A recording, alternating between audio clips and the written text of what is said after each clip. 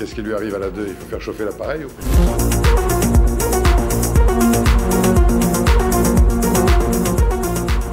Ils travaillent sur les marges, ils travaillent aussi sur l'étranglement de leurs fournisseurs, ils ont plus de leviers hein, et moins de scrupules. Et puis ils ont surtout de bien meilleures solutions pour ventiler les hausses qu'ils subissent, même si eux les ont anticipées bien avant, puisqu'ils ont aussi les moyens de le faire. Et puis ils les ventilent différemment, donc c'est évident qu'on retrouve dans la grande distribution, pour parler de la boulangerie, on retrouve la baguette à 80 centimes, à 70 centimes, voire même à 30 centimes après création d'un bon d'achat sur la carte fidélité ou je sais pas trop quoi, enfin bon.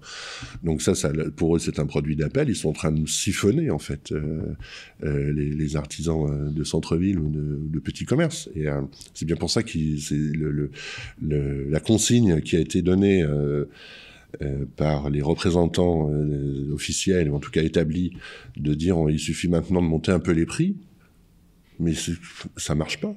Ça peut pas marcher. C'est une concurrence qui est pas saine, qui est, je sais pas si elle est déloyale ou loyale, mais en tout cas elle est pas saine. Parce qu'encore une fois, ces produits-là pour eux sont des produits d'appel, donc les gens iront de plus en plus supposer que les boulangers tombent dans ce piège de dire on va monter nos prix et puis on va absorber comme ça les coûts. Ouais, mais les gens, ils vont aller au supermarché, ils vont acheter leur baguette, en même temps qu'ils achètent autre chose.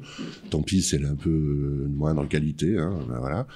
Et du coup, le boulanger, il va perdre son volume. Donc, en plus du reste, il va perdre encore du volume d'affaires. Donc, c'est une spirale, en fait. C'est insoluble. C'est insoluble, sauf à dire, on bloque les prix.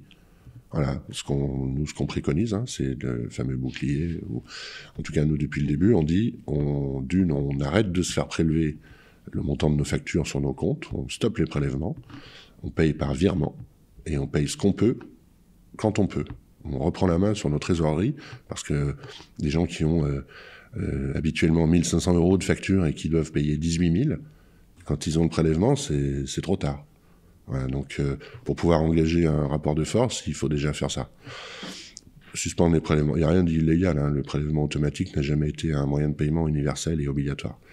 Et puis ensuite, eh bien, on va payer le prix juste. Donc c'est ce qu'on demande, nous, le prix juste, hein, on en parlait au début, c'est le coût de revient d'électricité, la marge de tout le monde, hein, y compris des fournisseurs fantômes, hein, artificiels. Et puis du coup, on arrive à un prix juste. C'est ce qu'on veut, nous, le prix juste. Et pas autre chose.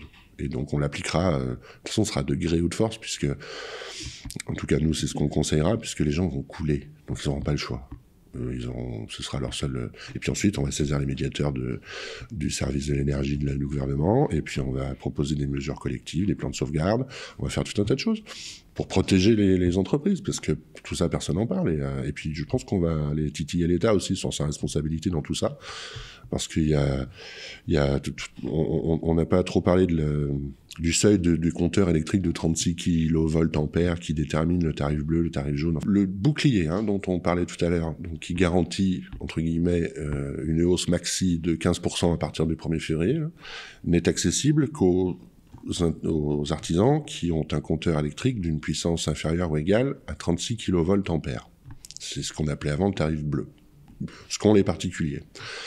Au-delà de 36 kVA, c'est ce qu'on appelait avant le tarif jaune. Et tous ces gens-là, et donc beaucoup, c'est 80% par exemple de la boulangerie, c'est peut-être 60% de la restauration, enfin bon.